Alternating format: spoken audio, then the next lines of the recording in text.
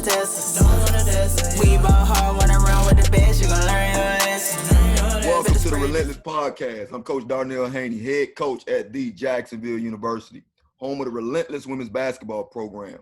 I'm joined by the OG Kenny Brooks, my brothers Terrell Robinson at North Carolina A&T, Ron Hughey, head coach at the University of Houston, and David Six, head coach at Hampton University. Today is a tough one for all of us. Recent shooting of Jacob Blake has put another disgusting image in my head that again makes me angry. The NBA and WNBA took a stance last night that we all hope can be another stab at justice. Coach Six, I got a chance to talk to you a little bit on this topic yesterday. And again, you had another interesting take on being Black in America, man. I wanted you to touch on that a little bit. Well, we were talking, and I just told you that being Black in America is like being in love with a woman that ain't in love with you. It is. It's tough. And I take my hat off to these guys who I got a son myself, 2 grandsons, and I worry that my son say the wrong thing, and my son is gone. And it used to be when I was younger, my mom used to say, well, you get into trouble or whatever, go to a police officer. You can't tell your kids that now. You cannot tell your kids that now because it could go sideways. So what do you tell your kids now? And I open it up to you fellas. Maybe you can impart some wisdom in me because I don't know. I have no idea, and kind of like you talked about, I know, like when I was coming up, Big O was a police officer in the neighborhood, in the hood, right? He had us in the PAL basketball program, and he put us, showed us the yellow button in the police car, and he helped us out. Big O was another Black male though, right? And I feel for like, what do they say? You know what I mean? That Black male police officer that's doing something and trying to help the community a little bit. I got a couple friends that are police officers on that side, and I have a mentee that's a police officer, and that's Black, and it's tough for them, and it's tough on us in general. And I always knew. I've been in positions where, we got pulled over and all of those things, but it's crazy now. You just don't know what to say. And I got a son, and I don't know what to say. The thing for me is, everybody's talking about, like you said, when you get pulled over and tell your kids and all that kind of stuff. Man, it hits me hard every time I see some of this stuff or it's on social media or whatever, because it was almost like a routine where I grew up at in the projects of Jaggers Terrace. It was one way in, one way out. Police drive in, take you, put you down, put you in the ants, whatever case may be, just for fun to do those things. And it was just so many situations like that. I was talking about earlier to some friends, when I first got the job at the University of Houston, my grandmother always talked about Cadillacs. So as soon as I got enough money, that's the first thing I went and bought, Cadillac. So when it got me an Escalade truck, and man, it's red, I got pulled over 5 times in 7 days. 5 times in 7 days. I had just started this job here at the University of Houston. And, it's those things. So when you start to have the conversation, it hits so deep that I'm beyond the movement. I'm beyond, all the talking. I'm beyond all that. It needs to be, fist to pavement, absolutely, feet to ass, that kind of stuff for me. It just hurts that much, man. Yeah, and to piggyback with both of you gentlemen, it's a numbness, it's a conditioned thing though. Like it's almost like what we expect. You know what I'm saying? You know, like even, you know, Yes. after what happened with George Floyd. I mean, how many other incidences have happened since then? You know, and you know, myself having a son who's autistic, he's getting ready to graduate, and you know, in a lot of these shootings, they're talking about they're not complying. My son doesn't always understand what you're saying to him. Exactly. When he's getting ready to step out into this world, and that's a concern, you know, for me, you know, with him getting ready to be, you know, an adult, and for all parents, it is it's saddening, it's numbing. I respect the young women and men, the NBA and WNBA for taking a stand. I'm not sure how many people would just not show up to their job, you know, and not care what happens. You know, these people are on a platform, obviously. As Six said earlier, the best thing for them to do is to continue to play, to continue to force that message, because if they weren't playing, then we wouldn't have people like Doc Rivers and so on and so forth saying things that are really impactful and really meaningful and really, you know, says a lot in terms of what's going on in this nation right now. I think Charles Barkley said it, and it kind of hit home, you know, in his own way. Being Black in America is exhausting. And we have all been Black in America our whole lives. Six and I did a podcast, man, when this thing first started. And we both told the person, we said, we've been Black in America for all of our lives. We've been dealing with this. And it's exhausting, man, because we have to endure stuff that people can't fathom. The fact when we walk into a room, we're judged by the color of our skin. And we are forced to make these people know us as people, and not because we're Black men, not because we may look intimidating. All right. Then we got to overcome comments like, okay, well, you're articulate, you're smart, you speak well. Speak well.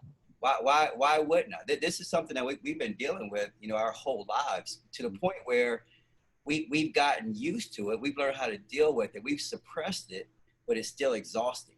And when you fight, and I'm gonna say this too, man, because I hear a lot of people say we're no better off than we were back in the 60s. Yes, we are. And I think that's a discredit to Martin Luther King. That's a discredit to people who marched to help get us better, because we are better, but we are nowhere near where we need to be. All right, we're not, you know, it's not the same as it was, because if it was the same, we wouldn't be doing this podcast right here now as head women's basketball coaches at our respective universities. But we got to change, man. We people got to change. We got to understand it, but I think we got to have a plan. Yep. I think it was fantastic what they did, stood up for their right, but what's the plan? We can't protest today, boycott today, when we go back to normal tomorrow, because nothing's really changed. So we're gonna boycott. What's the plan? All right, what's the plan? We got to have a plan. We got to have somebody step up and lead, where we are going to follow. You know, I feel like we got so many different, you know, agendas going on right now. So many different things that where do we go? Where do we follow? Yeah, you like look at Major League Baseball today. All right, they had three games boycott last night. Well, then today, the Dodgers played a doubleheader. They boycotted yesterday, played a doubleheader today, but then 7 other games got boycotted. You know, so it's like we're all over the page, and it's just like, okay, nobody's really stepping up, and I think we're just all over the place. Yeah. Because, and I think a big piece of it is we don't know what to do. You know what I mean? Like in all aspects. You know, down to the haves, the CEOs, you know, the owners to take action, because the bottom line, it's about that dollar, man, you know, and people's livelihoods. And that's why, you know, those guys show up the next day, you know, as we were talking about before we turned this thing on. They want to get paid now. They obviously want to use their platform to preach a message, but they have families at home that they want to take care of and that they care about as well. So it's those that ain't really hurting for money. They got to really make the change and really cause, you know, some real movement. You know, the sad thing is this: there's so many moving parts to this. You know, the most egregious being somebody gets shot. Mm-hmm. But I saw a guy on CNN. His name is David Williams. He's the director of health at Harvard, and he was giving out all these statistics. And one thing he said, I thought was so powerful. I mean, it really knocked me off my feet. He said that in places like East New York, Brooklyn, he said you could tell a black man's life expectancy more by his zip code than his genetic code. You know, he said that same man could live 20 miles from somebody else and the life expectancy is 20 to 25 years difference. And I say that to you to say this, because of the video, that's egregious, right. But it's just as egregious for somebody to die 25 years before somebody else because they live 20 miles from them. You know that I used to watch Governor Cuomo's press conference every day. And do you know that there was a time in New York during the pandemic where they were running about 20%. In Brownsville, Brooklyn, they were running around 50%. So what out of two people in Brownsville, Brooklyn had the coronavirus? So what I'm saying to you is it's not just the police. It's all kinds of systemic racism going on. It's the lack of opportunities that lead to why did forgive me, I don't remember the gentleman's name in Atlanta. I'm just drawing a blank. But he ran because he knew that if they took him in, he was going back to jail for and that's a harsh crime to have to go back to jail for what he did. So he ran. And you know, instead of shooting him in the leg or whatever, you got to end our life. I don't understand. Right. And you're highly trained. You're supposed to be highly trained at doing a lot of these. I want to say just detaining people. You're supposed to be trained at that, and you do all this training. And but if somebody breaks in your house and you shoot them in the back, you going to jail. Yeah. But they shoot us in the back and there's no charges. Good point. Exactly. So until those so-called good cops start policing themselves to get the bad cops out, it's going to be what we have now. No question. Because again, they're always talking about every cop's not bad. And we definitely understand that. But the good ones are not stepping up to do what they need to do against the ones that they know are not righteous in carrying that badge. Well, they're not. But the system is bad. Yeah. So it's hard for good cops to overcome it if the system is bad. The guy that shot the 12-year-old boy in Ohio, he got fired from one job and we ain't got another job. Yeah. Exactly. Coach Rob, to be honest with you, my team is young and they almost live their lives in their own little bubble, right? We had practice today and some of them, you know, outside of a couple that are more mature, some of them like just oblivious to the whole situation, right? Some of them are there.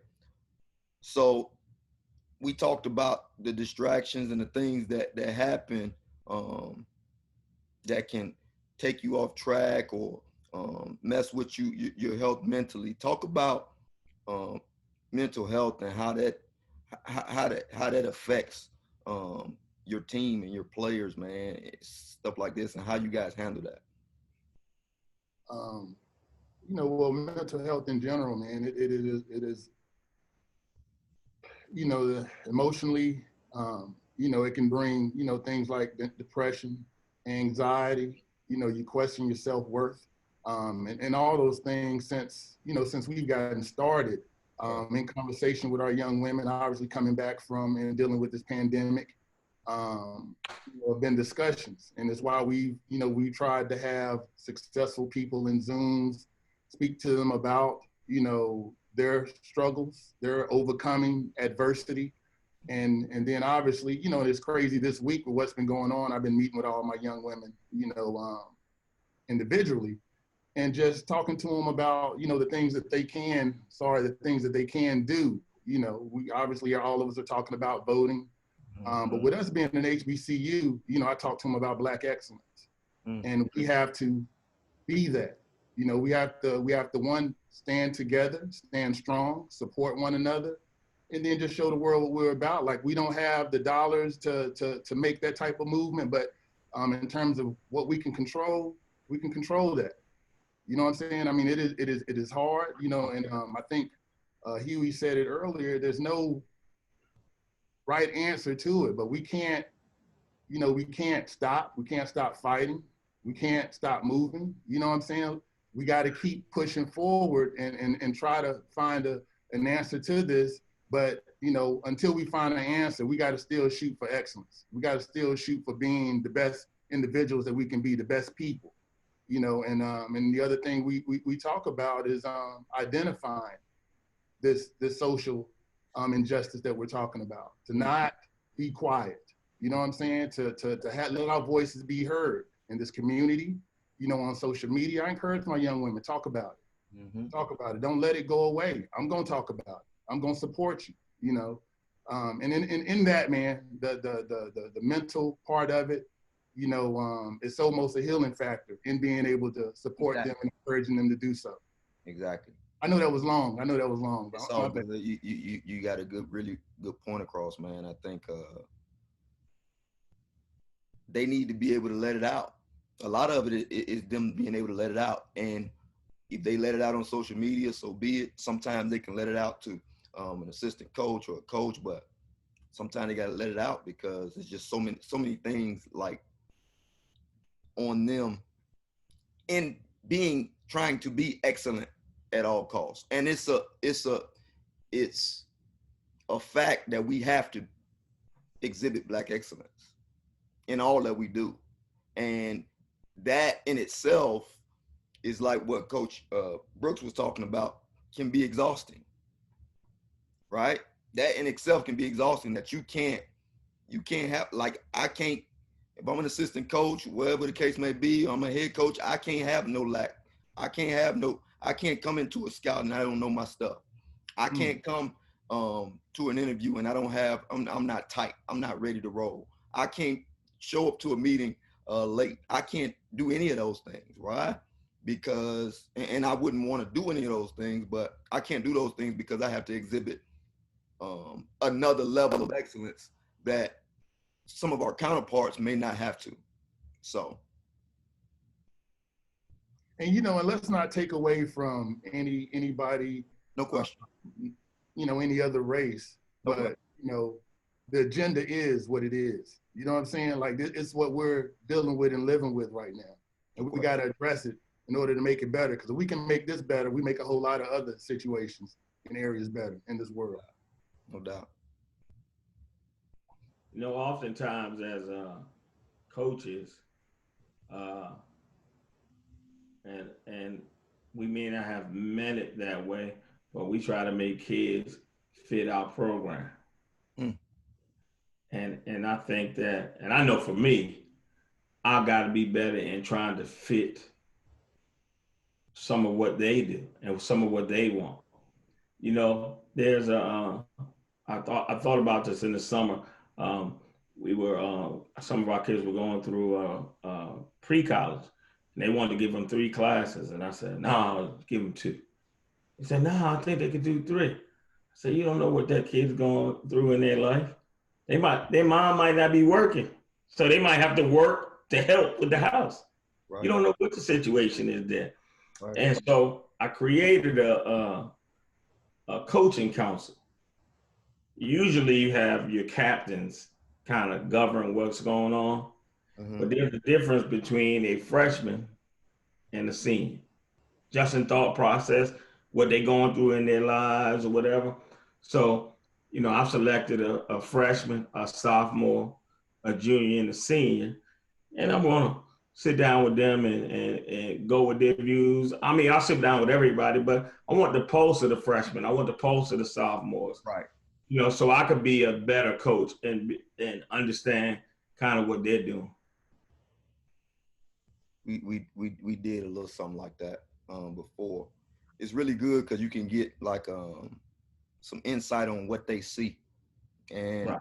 you know, outside of basketball or whatever the case, or in basketball, it's really good to get an insight on that. Like one of the biggest things, and I talk to our kids all the time about, is your greatest asset is your time, right? So a lot of times they just want their time, right? So, all right, we want we do this in this drill today. We're gonna make sure we get out of here. We do this, we're gonna get out of here in 45 minutes. They like, oh, they want their time, right? So they can go do what they want to do, but you may get more out of them with that. But unless you talk to them about that, unless you see what motivates them, you will never know that, right? And a lot of times they're afraid to tell you that because you the head coach, right? But when you bring them in an atmosphere like you're providing, I think it's easier for them to kind of get that out. So that's good stuff. It's good stuff. Coach Brooks, we talk a lot about our lows as a head coach, man. We've all been assistant coaches or lieutenants at some point. Talk to us about the role of the lieutenants in your Army and how important they are to your program, like as far as keeping it afloat. Lifeline, man. It's a lifeline. Obviously, sitting in this seat, we have many responsibilities. Everything falls upon us. NCAA a couple years ago, made us in charge of everything, whether we know it or not. And you're in charge of that. So you got to have good people, man. You got to have good people that you really, really trust. We talked about this a couple weeks ago, and I was talking to you guys about what I look for, and I put together a staff right now that I think I got a couple of rock stars in it. Crystal Caldwell, young lady, played at West Virginia, was at West Virginia for a while. Has come in and it just added something to my program that was needed. And then there's that trust factor. I trust her with everything. She has that great rapport with the girls. The kids love her. They flock to her. Young lady Lindsay Hicks, I just added from Louisiana Tech. She comes to me, man, and she's fit right in. They're championing our cause. They want to fit in, but they are bringing their own flavor to it. So, and then I've had Sean Poppy with me for the last 4 years, and he's done a tremendous job. It's almost like he echoes a lot of the things that I say. I overhear him saying a lot of stuff that we've been implementing. And so now I know my program is going in the right direction because, and especially in this time where there's so much uncertainty, and we as head coaches, we're dealing with the pandemic, we're dealing with the racial issues, we're dealing with, trying to figure out when, where, and if we're going to play. We got so many different things and we can kind of overlook some of this stuff. And that's where you need, great people behind you, great people that are walking with you that can bring attention to something that needs to be addressed, maybe that you didn't need to address. Terrell just hit it. You guys just talked about mental health part of it. I mean, we got to look at everything. I had a kid today, man. I was like, yo, where is she? Yo, she's bugging. She's zoning out. What is wrong with her? But this kid has had issues with mental, situations where maybe I gotta step back and they can help me step back. Remember, coach, I think she's okay. She just had one of them days, You got to have people, man, especially, we deal with young African-American women. And trust me, all 5 of us are very capable of dealing with young. We have daughters, we've had sisters, we have aunts. We all know how to do that, but you also need people that's going to help you in case something gets overlooked. So I think it's extremely important. We cannot do it all by yourself. I know all of you guys, all of us have or will be the coach of the year in our conference at some point in time or have been. And I got 5 of them right sitting up here, and I did none of them by myself. No question. Every time I did it, I had a staff that was fantastic. No right, question. Fantastic. So you got to have that element. When you go out and you put together a program and you're a head coach, that's the most important thing you can do. You got to hire the great staff. Then it's all about recruiting, and then it's all about scheduling. And that's going to be your biggest things, because, I mean, the difference between coming in first and coming in fifth is about like that. If you got a great staff that's going to push you out there, you got an opportunity to do it. And they can get you over that hump, man. And you can tell the difference, right?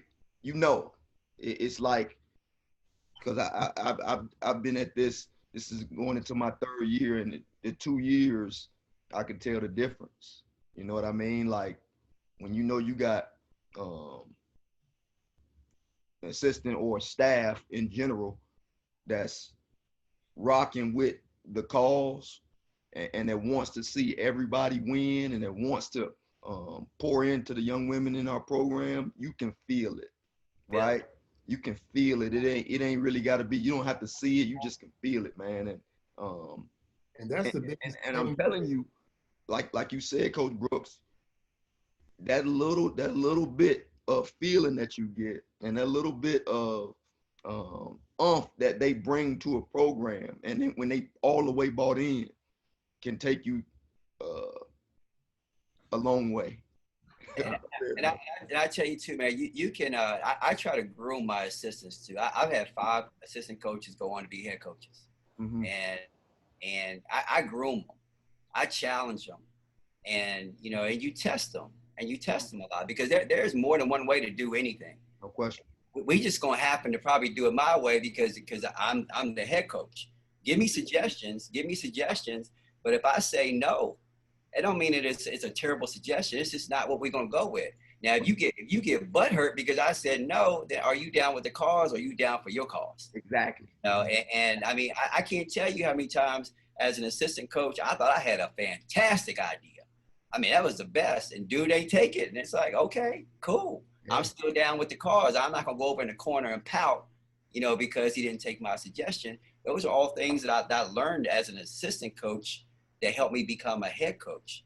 And that's what I want for my assistant coaches. Because we know, man, when we get on them, you can see it on their face. Yeah. You can see if they're down for the cause, or you can see if they got butt hurt and they're like over there in the corner. Yep.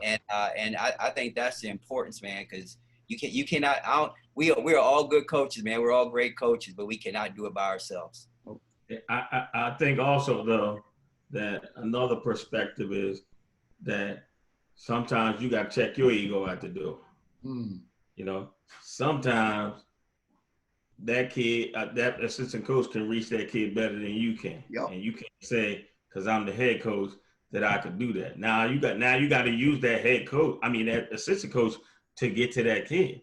No, you know, the great Pat Summitt in her first book said, if you have somebody who's better than you at something, you shouldn't fear it. You should hire them.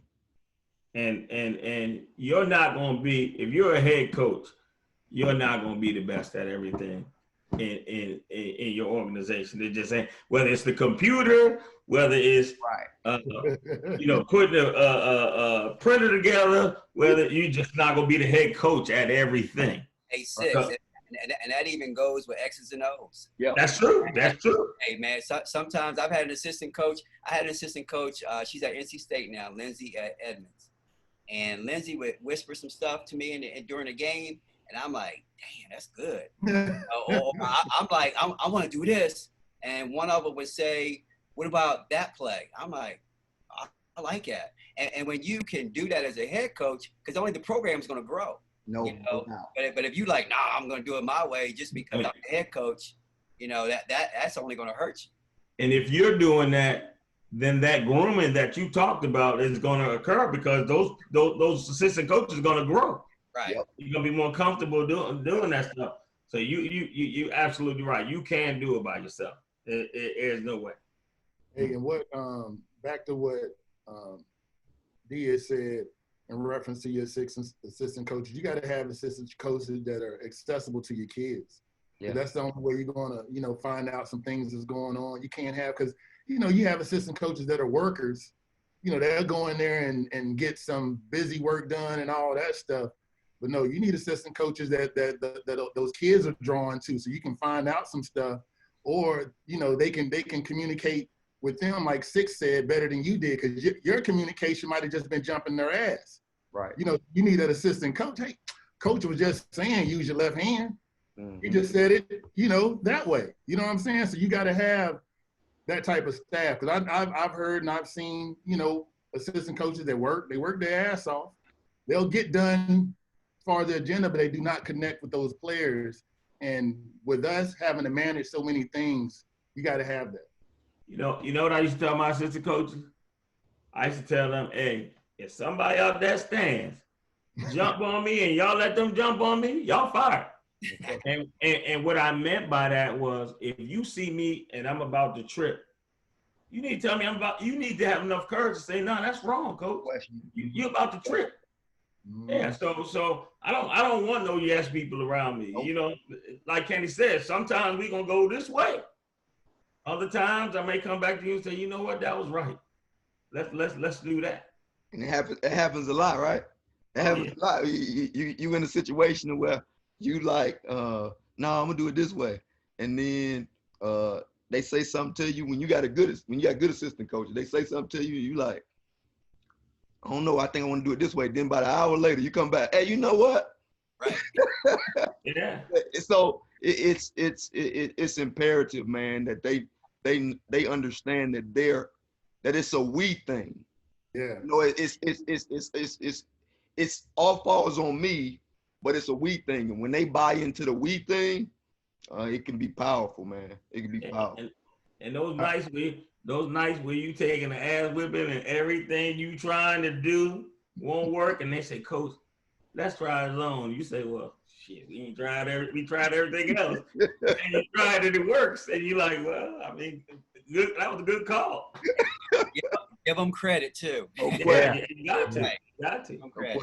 Yeah, I worked for Joy Williams at UCF.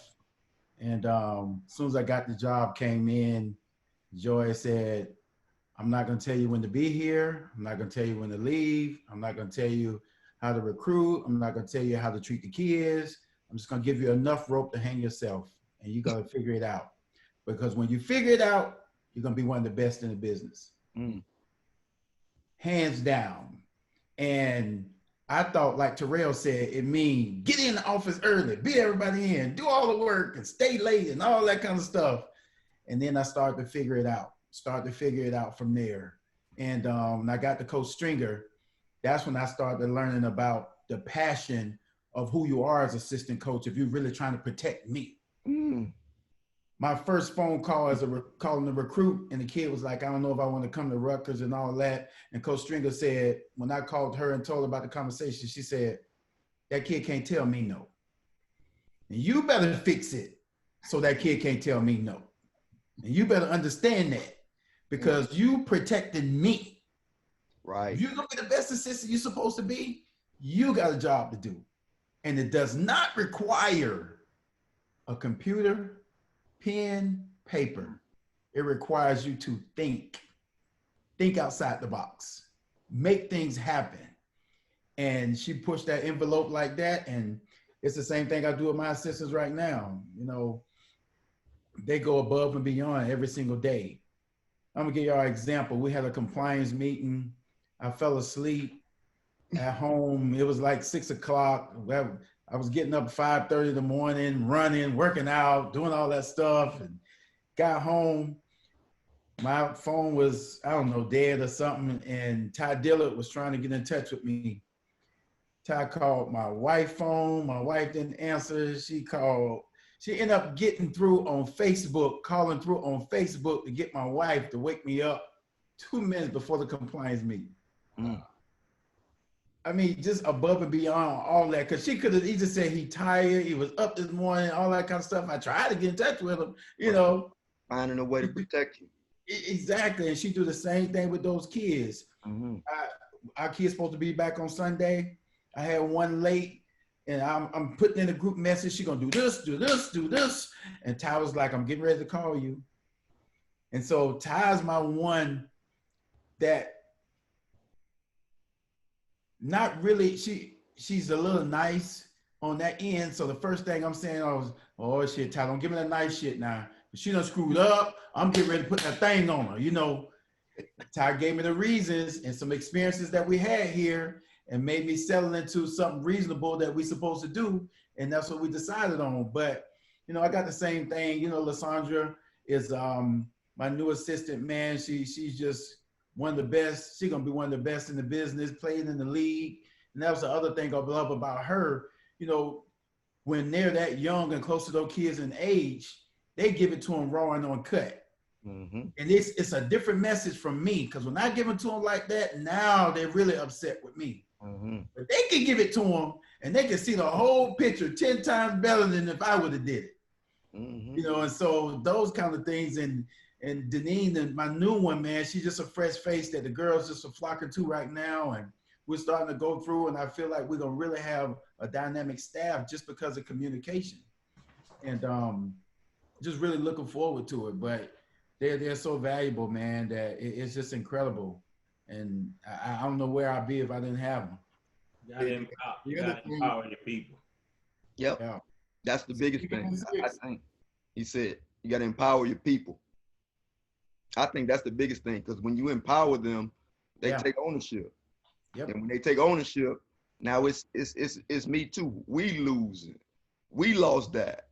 That's mine. That's mine. You know what I mean? Like when you start to take ownership and you start to think, I remember when I was with Yo, man, and I used to be like, she used to be like, you ain't gonna never take a loss like I take a loss. And I said, right? And I was like, you right. But I'm gonna do everything I can to make sure that you won't take this no more. You know what I mean? I'm gonna do what I can to make sure that ain't happening. And like you said, Hughey, just making sure that you protect that person, because we going through some stuff. There's some stuff going on, right? Oh yeah. You got to remember one thing: they can't work for you if you don't let them. Exactly. It's that thing that work for you if you don't let them. That head coach. When you talking about that head coach accountability, they brought that thing to me and they said, you got to sign your name right here. You're responsible for all this. Man, when we got finished with that meeting, I went over. I said, staff meeting right now. Let's go. I need y'all. And I went and copied page by page, baby. Because, I got to eat. Y'all got to eat. So we got to do this thing the right way, man. That thing came at me, boy. I was like, man. Ooh. But that head coach accountability is something different. Look, something funny though. My associate head coach, Siobhan Earp. So I don't know if you guys have this problem, but when I'm, getting on my kids' butt, I start to look like I got rabies. I started to, that stuff starts to build up in there. You know what I'm saying? Doing games, right? So obviously that's because I'm probably I didn't drink water and I'm just talking in the huddle. So I get out of the huddle and sit down, and my mouth be dry as shit, right? Siobhan, I'll see her hand just come hand me some tissue. The hell? You know what I'm saying? Like, she's so locked in. She'll give me some tissue. She'll give me some water. And you know what I'm saying? Like, she knows what I need in the flow of that game. Knows I'm tight. She ain't going to say nothing to me right then. Yep. She'll wait a little while and then, hey, coach, boom, don't forget this kid. Don't forget to sub this kid in. You know what I'm saying? Because you know how it is when you may be getting baptized. Is that what we talk about, Haney? That may be going down. Baptism. Yeah, and you just, things are going on, and you need that person, coach. Let's stay focused. Remember, you said you was gonna run this set if we saw that. Damn, that's right. So those are good assistants, man. They're identifying our weaknesses. Won't let you trip. Yeah, don't let you trip. Absolutely, Six. Absolutely, it is. So, Coach Hughey, I mean, I think all of us on this call, film rats, man. We understand the importance of film, watching film on your own, on yourself, and on your opponents. Talk to us about the anatomy of what you do as a head coach with scouts, and how you approach the game from a head coach's perspective, scouting-wise. Well, I've been doing scouts for 10 years as assistant, so I still do them as a head coach, first and foremost. The thing that just made me fall in love with it, and again, I'll bring up Viv, and I worked for Sue and Gail Gesson, course, and they were really great too. I bring up Viv because you know, so many different things. Like we didn't have somebody to break down the film for us at Rutgers because Stringer didn't believe in that. So the other thing she didn't believe in, you know, watching 5 games. So if she was gonna watch 10, you got to watch 10. And so that was the thing. So that started all that film stuff for me. So when I went to Sioux and I got to Florida State and I got to Texas, it was, man, you're knocking it out like that because I'm already been conditioned like that. You know, but for me, it starts, you know, I eat, sleep, and drink this thing every single day. And like I say, every time we get off this thing, but every night my wife is on me because I'm on synergy. I'm looking at stuff because, again, you never know what can help you. I start system-wise how we play defense, and I watch people and say, how can we take this away? If they do this, can we do that? And I start to break it down. I watched one game 3 times. I go through just to get the flow the first time. The second time I go through all offense, and third time I go through all defense. And a lot of people might say, man, you're crazy, you're wasting time, but it helps me and it gives me the proper details that I need. You know, so just to give you an example, I'm watching Kenny them, they do all the pin downs. I was got hooked in the pin down stuff. Then they start crossing underneath. Now they're crossing underneath and bring the wings out to both sides. And then I'm saying, how will we play that? If they're going full speed down the court, because some people say you got to switch. Some people say, you know, you let the person on the right get through and the other person open up to get through and all that. So again, I'm playing those things in my head because if it's in the paint, we just get to a side and we force you to a side one way. We don't give you the option. But if they're coming down the court full speed and they're running underneath, now how do you guard that? So I play those things. Again, like Terrell, when I'm watching them and I see it every single time when that kid's denying the reversal, how am I going to get that kid open when I want the ball to go through? Do you loop it? That's kind of stuff like that. So again, I have to play those things in my head to be able to go through, and it starts that way for me. You know, meeting Bob Starkey changed my life again on the film part too, because I never met anybody like that that watched so much stuff. When I first got here in Houston, Bob sent me probably 5 to 7 cut-ups a game for like 45 days straight. And he was home watching it and cutting it, and Hughey, do you see this? And he sent me this, and Hughey see, like teaching me, and I'm the recruiter. You know, I'm the recruiter who think we don't have to have culture. You just got to go get the best kids and go ahead and coach, you know? And man, it just helped me so much. But I always found out, again, you want to become a good coach, better coach, one of the best coach, you have to watch film. You got to be able to analyze the game, you know? So again, you get to that point where the game starts slowing down for you, like some of these great quarterbacks, then you got it whipped. But until that time, you better get in the film room and do what you need to do. No question. No question. Coach Brooks? You know what? I think there's a lot of different ways to do it. Hughey obviously needs a hobby. Because I mean, he's a film rat. I watch a lot of film. I do. A lot of my stuff though is like off field. You know, I played point guard for Lefty Giselle, and I had to know a lot of different things, and that just kind of you know carried over. And so you know, I see things sometimes just a little bit differently. You know, but I do watch a lot of film. I want to make sure I got a good feel for it. And we base a lot of our stuff off of what we've seen. You know, I like to watch and see what you're going to try to do, how you're going to try to take this away. We'll put in stuff that we just run around a little bit just to see how you're going to handle some coverages, and then we run our play. You know, like Hughey said, we might cross up underneath, see if you switching, and then we run our play. But it's imperative. You got to understand it. You got to know it. You know, you got to know it. And you got to understand all aspects of it. You got to know, I got to know what UNC does. I got to know what Duke does. I got to know what Notre Dame does. I got to know what everybody does, where my assistants might have to just know those 3 teams that we give them, you know, and we got to know everything. And you know what? We don't get to shut it off. We don't get a scout at once every three games. Nope. You know, so, hey, as soon as this game is over with, boom, we got the next one. We got the next one. We got the next one. So I think it's important. It's extremely important. We utilize film. Obviously, we got it cut down. I watch it. I probably watch their last 5 games. I get to the point where I watch it, and I watch it so much that it starts to watch me. You know, but I just need it on. I just peek at it. Maybe I'll see their tendencies. Maybe I'll see, oh man, they double down on here. how they're going to play us. But I think you got to be very smart with it. You got to understand it.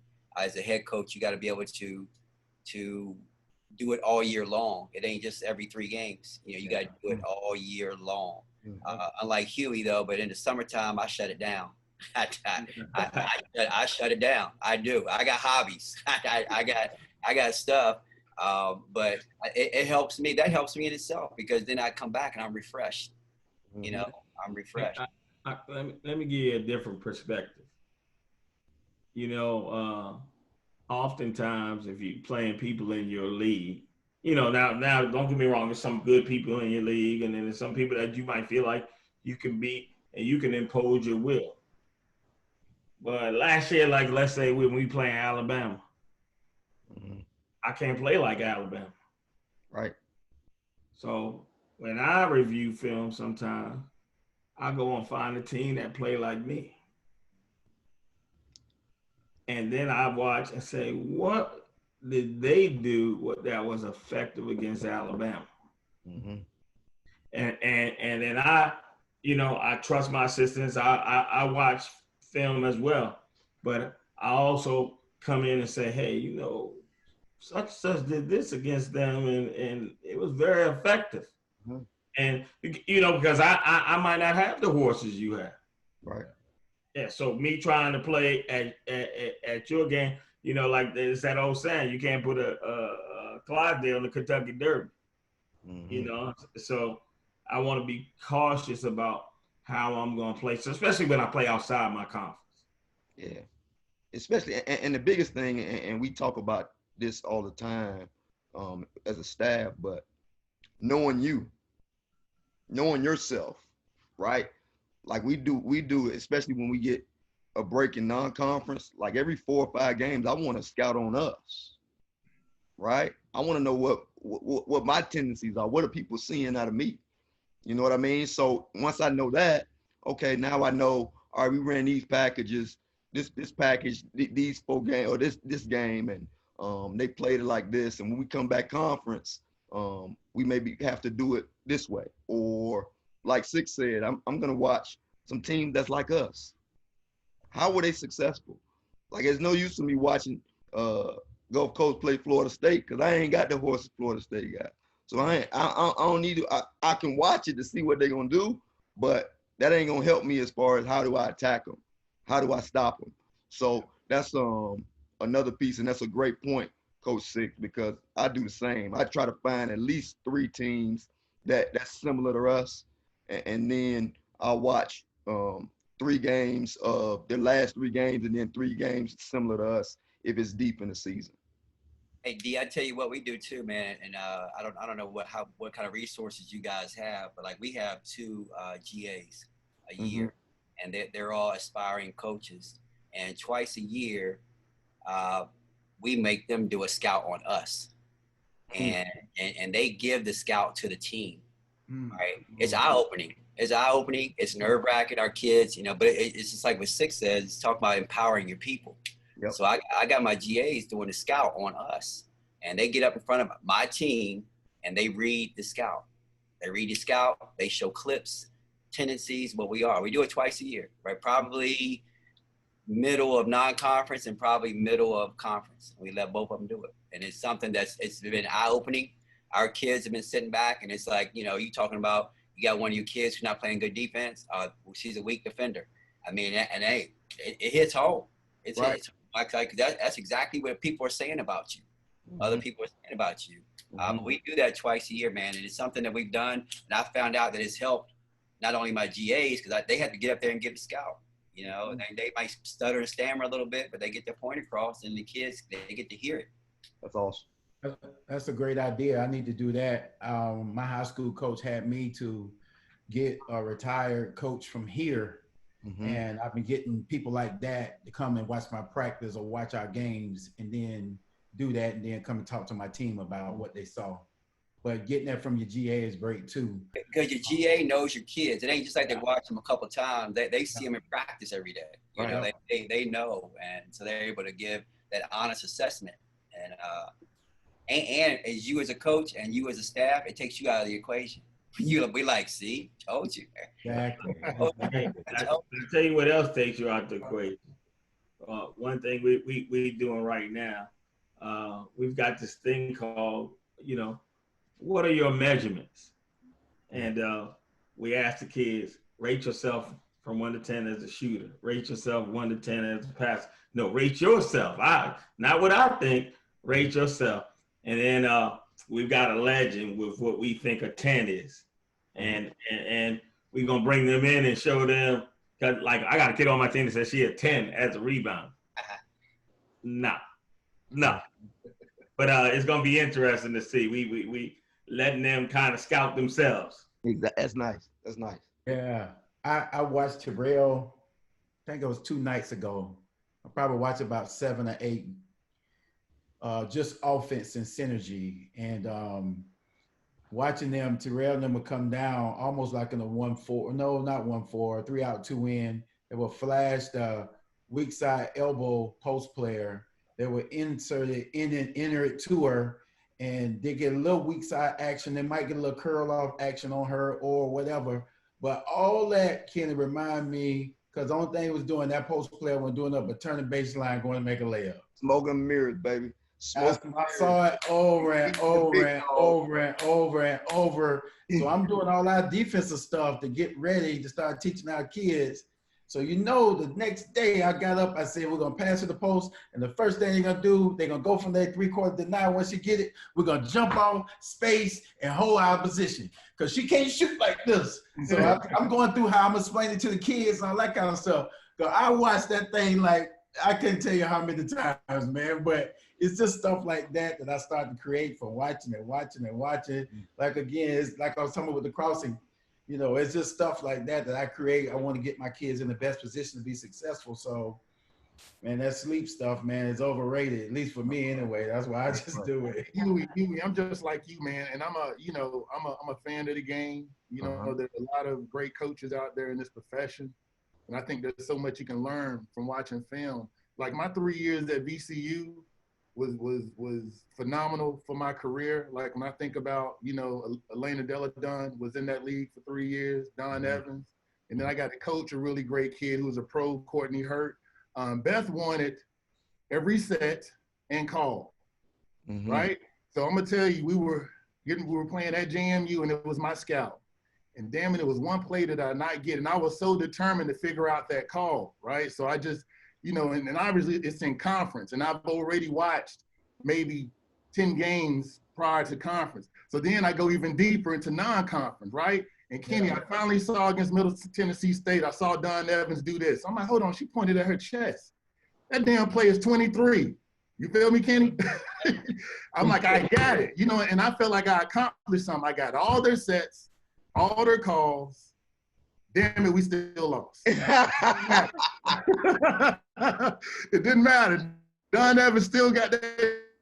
Hey, that's you know what I'm saying? But for me, that is. I say what? What you say, D? We got to get on the horn and recruit.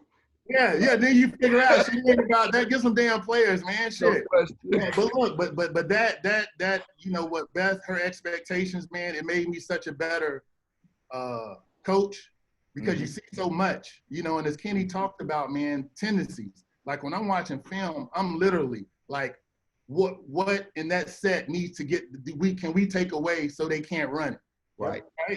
Like that's all we're focused on. We already know what our help is. We already know when to deny. What do we remember in our last segment, we talked about blowing up or slowing up DHOs, right? Like everybody knows, man, if you can take away dribble penetration, you got a high chance of winning ball games. Right? So, so we're like, how can we take that away? What are they doing? You know what I'm saying? 6. I'm gonna tell you right now, I don't like to curse, but you fucked us up with this, man. Our last year, I can tell you watched film. We hadn't seen a damn 3-2 zone, maybe till non-conference, and we're going into our 8th conference game against 6 them at our place, right? And 6 had to have seen, and I'm listening to him now saying he goes and watches and sees what people do and what they take you out of. They showed up in a 3-2 zone. They jumped on our ass so quick at home. We didn't even know what hit them. And it was one of those things where you can tell people are doing their job. They're not just watching you play. They're finding ways to do things, to possibly show things that you have not seen. We weren't prepared for that. Right now, you know, even though you can draw some stuff up, your kids like, hold on, man, we ain't seen no damn 3-2 zone. What the? You know what I'm talking about, right, Six? Yeah, I do. It hit our ass up, caught us off guard. Now that was our only loss for the season, but it was impressive. It is how, you know, it's the type of respect that you gain for people. Come on, guys, y'all play against a lot of people, and you can tell who really prepares for you. And who don't do a good job of preparing. And but you know what, man? That makes you a better coach. Yep. Absolutely. We all going to have it. We all going to get that moment where we get our butt kicked. Yeah. What you learn from it? Yeah. Yeah. You know, Now, hey, look, I'm ready for 3-2s. You name it. I'm ready for any zone now. We had to figure that thing out. Yeah. Exactly. So the NBA came to a halt and the WNBA came to a halt yesterday. And Coach Brooks, I saw you tweet about this a couple days ago, though. You talked about it being great one-on-one scores in the NBA, but you missed teams like the Warriors and the Spurs and the poetry and motion on offense that were on the floor. Elaborate on that a little bit. And I tell you, I'm like the next fan. You know, when Luka went berserk, I mean, I enjoyed it. I enjoyed it as a fan. When I watched Mitchell and what's the guy from Denver, Murray. Oh yeah. Both of them went for 50 in the same game. First time in NBA history. You know, as a fan, I enjoyed it.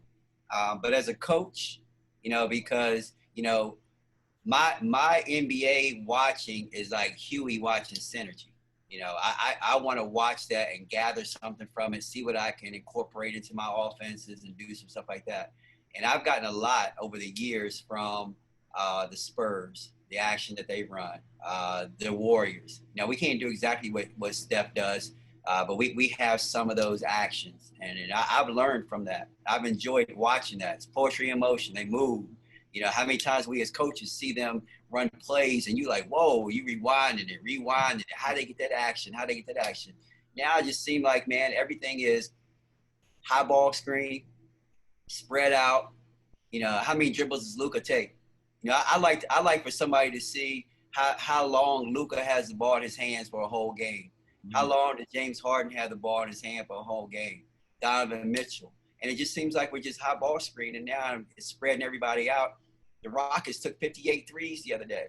58 threes. How creative is that? Yeah, you know, so it's like I like the one-on-one stuff. I like the absurd numbers, but as a coach, you know, I long for the, you know, the poetry in motion, the cuts, the, you know, the smoke and mirrors to get to an opportunity. And that's just what I miss.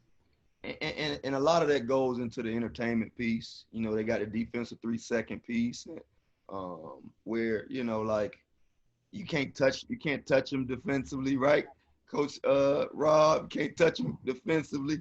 So a lot of that goes into it. Like when Dame went for 60, he went to the free throw line 18 times. Yeah. And these guys are so good, man. They're so good, so crafty that they know how to do the swing through, and that's a foul. They anticipate, you know, the bump coming off a screen, and they into a shot. There's 3 free throws. And like we grew up, we never played a game like that. No, I admire them because I don't know how they anticipate that here come the foul, but they anticipate it and they get the foul call. And now we watch either a 3-point shooting contest or a free throw shooting contest. right.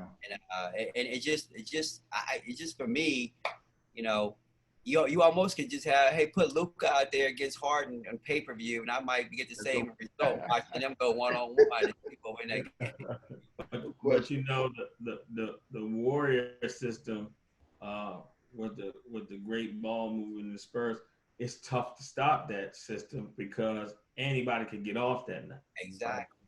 You know, if you think about the game with Dame, he had to get 61 for them to win.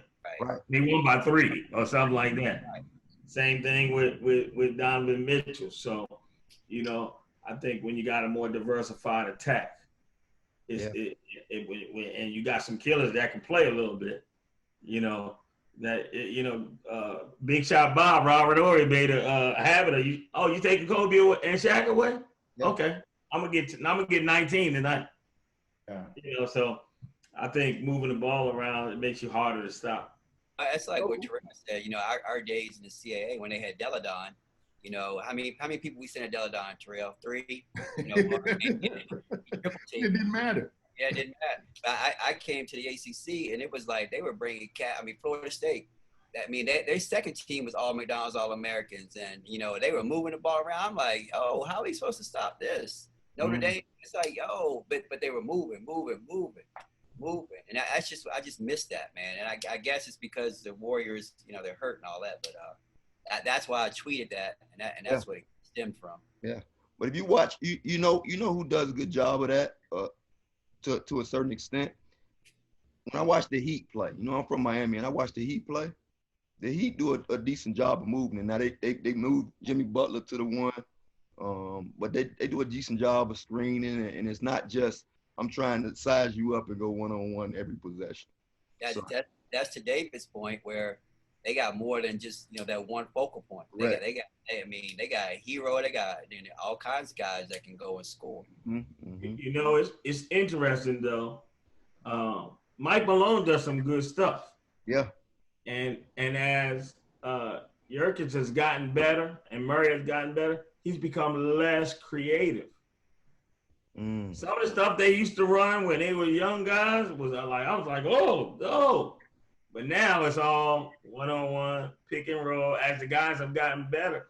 And I think his attack was better when he was kind of spreading the wealth around. It's one of those things, man, where, I kind of see where they're coming from. Because when you talk about Luka, you talk about Dame, you're talking about, once-in-a-lifetime type players. So they're like, I feel like Harden is better off trying to get his stuff off and put y'all in the corner, to be ready to shoot.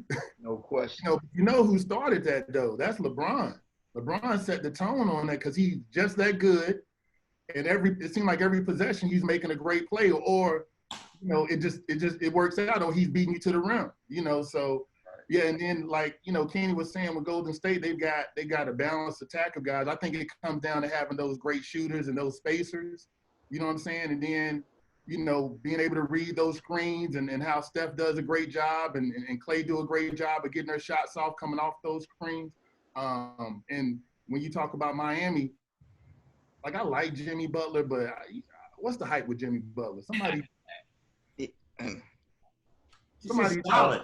He's just solid. I think he's solid. He talk a good game. Hey, that's Kenny. And no hate, but I'm like, I think he's a great piece. Right. As a matter of fact, Philadelphia might have missed him. Yeah, but you know why? Because Jimmy Butler's greatest attribute is that you'll follow behind him. He's a leader. Right. And so his greatest attribute is leadership. Attitude. Yeah, he's a dog. Yep. He got Miami thinking they can win. Yeah. Right. Yep. Yeah, no, you're right. Six, I got a DM, man. I got a DM with a question on ball screen defense. Talk a little bit about your philosophy, ball screen defense, man, when you're in your man-to-man stuff. We do it. Are you talking to me? Yeah, I'm talking to you, Six. Okay. Yes, you're talking to you, Six. Hold on. Let me get my pen out. We do it a couple ways. Okay. If we want to keep that person on the side of the floor, we might go high top where we streamline the person down, down towards the sideline. Don't let them turn the corner.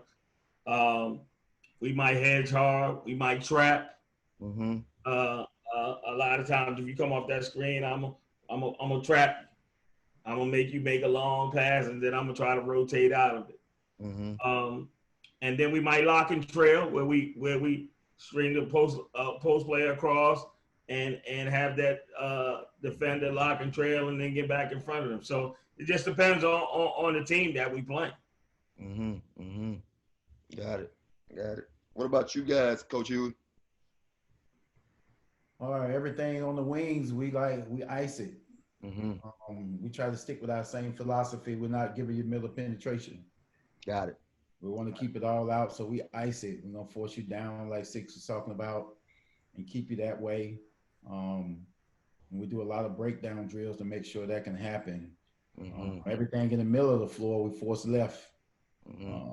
Because again, I want to put you under pressure and duress and try to get you going with your left hand and try to make a pass because we're going to deny that ball side.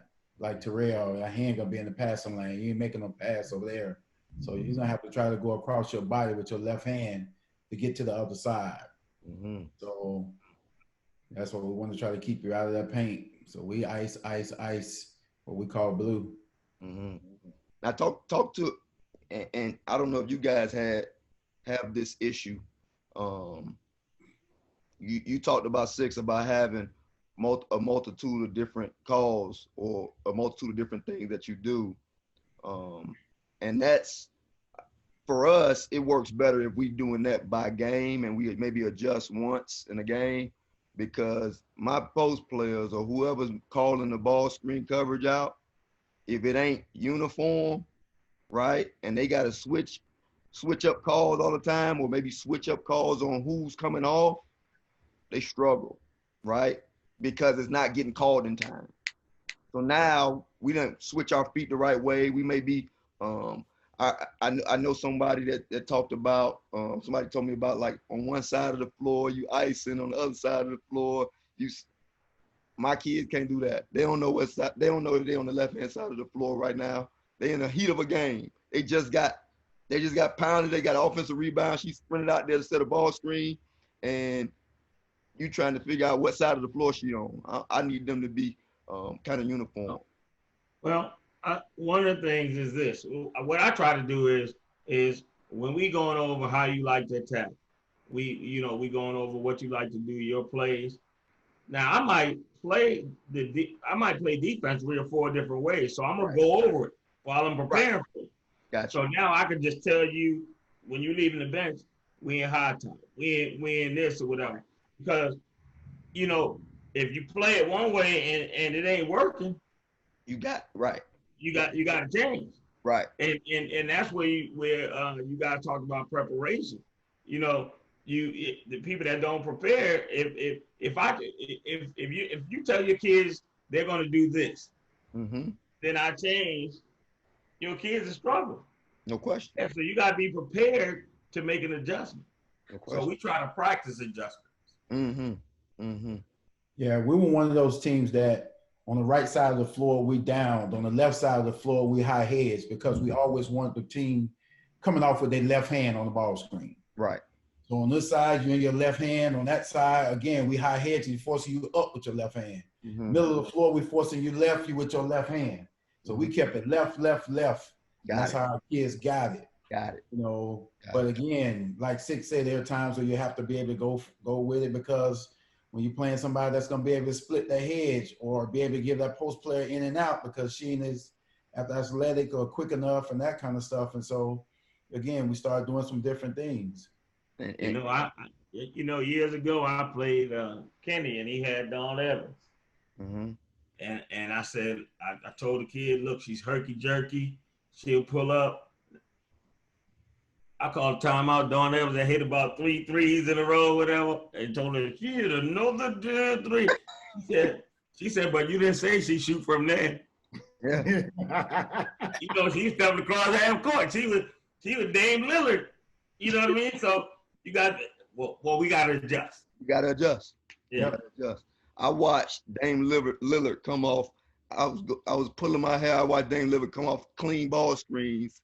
That first game, he was coming off clean ball screens and getting shots every time against the Lakers, right? And I was like, when are we going to go out and guard the ball screen? You got Anthony Davis sitting back there watching him, and they made the adjustment, and they ended up beating them by, 20 and 30 points the next 2 games. But you got to make that. If you can make that adjustment while it's going on in the game, then you won't have to suffer that loss, and they'll be up 3-0 right now. Yep. So it's the ball screen stuff. All right. let's talk a little bit. I said I ain't have film, but I do have some film, right? I do have some film. Let's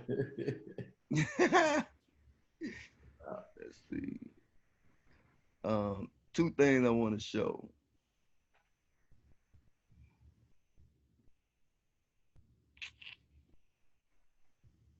Uh-oh. Yeah.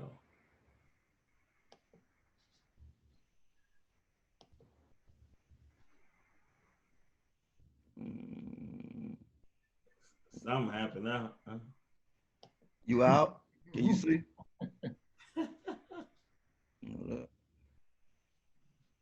I want to ask all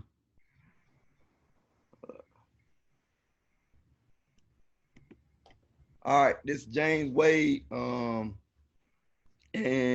Chicago Sky and the Las Vegas Aces, they're playing. Already got it, man. Already got it. They're playing The double back screen. I got it. So talk to me about this defensively. I'm gonna put this one on you guys. Coach Six, Coach Rob. Defensively, I know I'll blow a gasket on one of these things. Now watch this. They get the double ball screen. Right there. I'm gonna blow a gasket. Why am I gonna blow a gasket, Coach Robinson? Why are you gonna blow a gas? You gotta rewind that, man. Damn. All right, let me rewind it.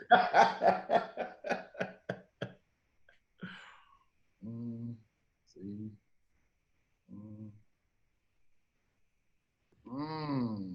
Yeah. A lot going on there, man. It's a lot going on, right?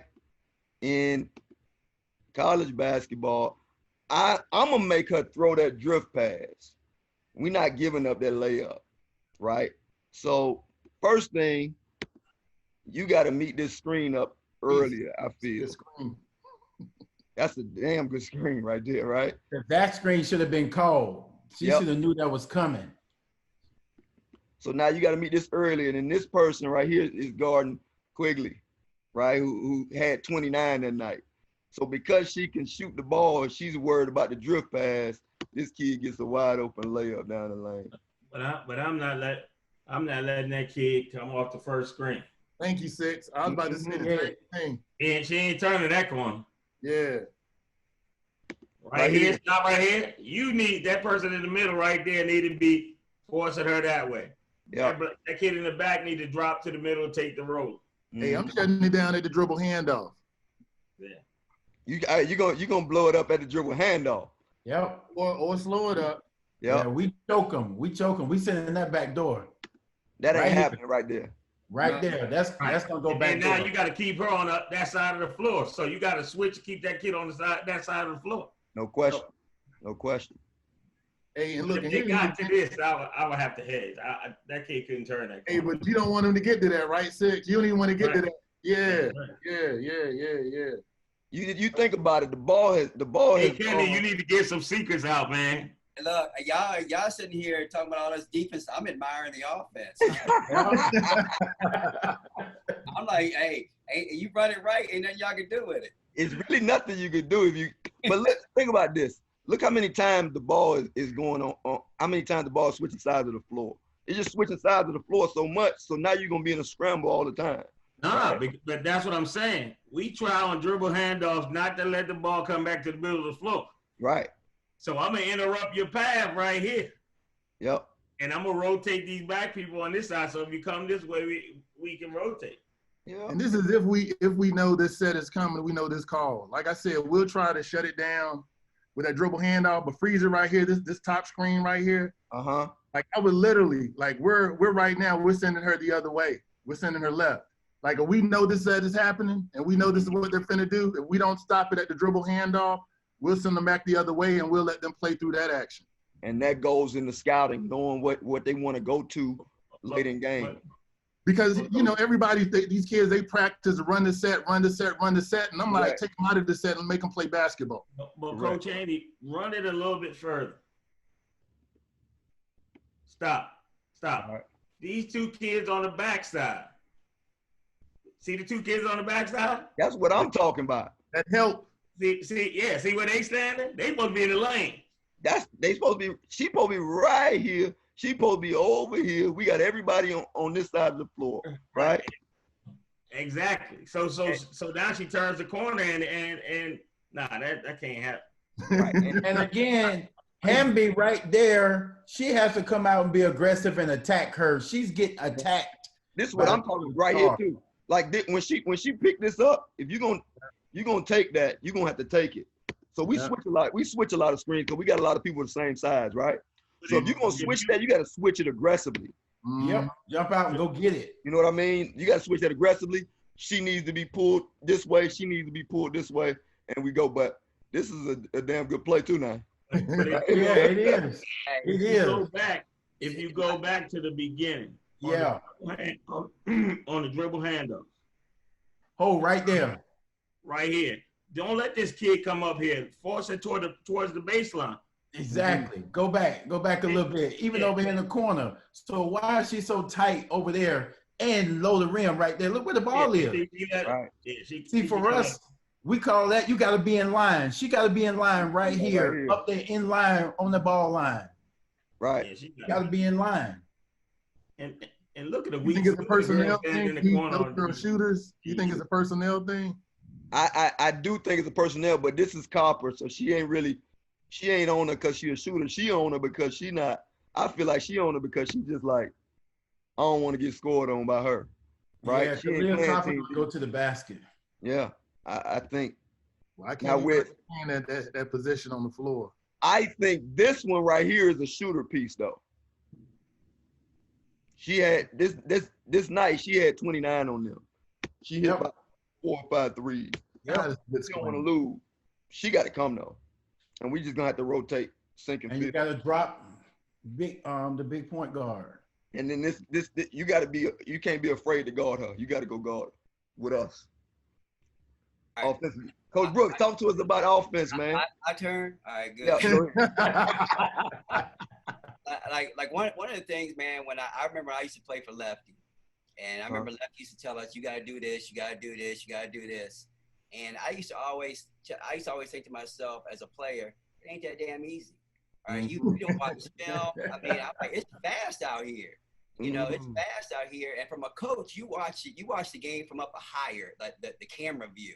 And you get all the sets. But when you down in there, it's like you in a maze. Yeah. And so basically what he's trying to do right here, basically what that's all he's trying to do is have a ball screen and give her an opportunity to go. Now he could have just dribbled the ball out at the top and then with 5 seconds or whatever, come up and set a high ball screen and you wouldn't go. But he wants to throw something with smoke and mirrors because everybody is on edge right now. I don't want to be the one to get scored on. So he moved the ball from one side of the floor to the other side of the floor. Everybody's all tense. You watch Asia Wilson, who's one of the best players in the country. She gets blindsided because she's so fixated. She ain't looking at her coverage. And look at that. So she stops, and she's the one who gives up everything because McBride is over here. I can't let Quigley shoot. Right. That's my person. And now Asia Wilson's person, because she's so blindsided, because they done moved the ball from side to side. Now she in a maze, and she don't even recognize it's just a high ball screen. And now he comes off of it and moves. So they has movement. Movement. Everybody's uptight. They moving. They looking. I got my coverage. They got my coverages. Bam, one screen, and now they got options. But you got to throw off time and watch. Go ahead. Yep. Stop right there.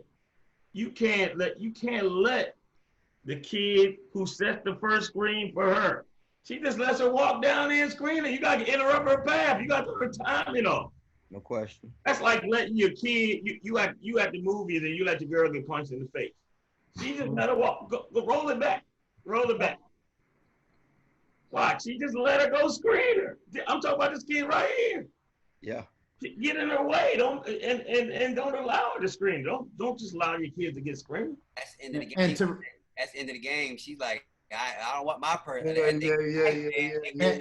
I don't want to be the one. That's when all these moment, man. The moment. They get caught up in the moment.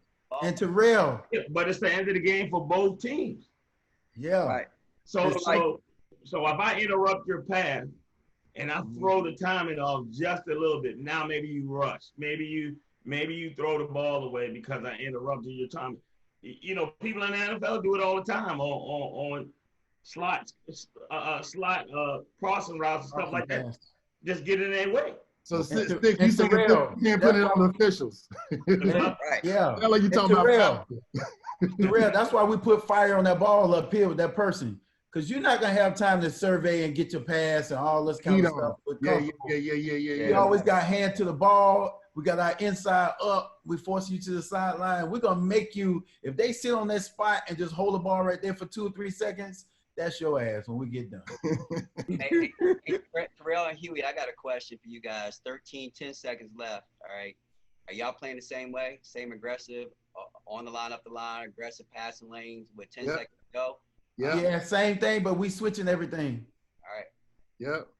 Hey, because the same way, it could cause a turnover versus the officials calling a foul. You know what I'm saying? That disruption. And see, if this kid who came up on this zipper screen across right here, if she gets in front of her and interrupts her path, and that kid has to take a different angle, now the defensive player might be able to go under and pick the pass up. But she's chasing her. And see, if what's her name is in her 1/3 up here, the one that's guarding Khalil Copper in the corner. Might be able to steal that. Yeah, at least you right there to be able to give her a second to think. But at the same time too, it's kind of the spacing is where if she is in the wrong spot, that's a layup for Copper. And I tell you what, if that person on the ball allow her to throw that damn ball away. No. I'm saying on a catch. Let's say she catches it, and that kid is not out of there yet. You know that's a backdoor layup for her on that side. Exactly. And so what these two jokers over here doing? Rotation. Yeah, they got to get there. So that means y'all standing around. Y'all got to get there. On every back door, our post show up outside the lane. Right. They got you got that backside rotation. Look, it ain't no backside rotation right now. These two people on this side over here. They hugging. Yeah. Watch. Yeah. Hey, you know what though? I admire the hell out of him because look how many opportunities he presented that could have gone bad. Yeah. Yes. Yeah. You know what I would have done? I would have said, hold that damn ball until about 5 seconds. Right.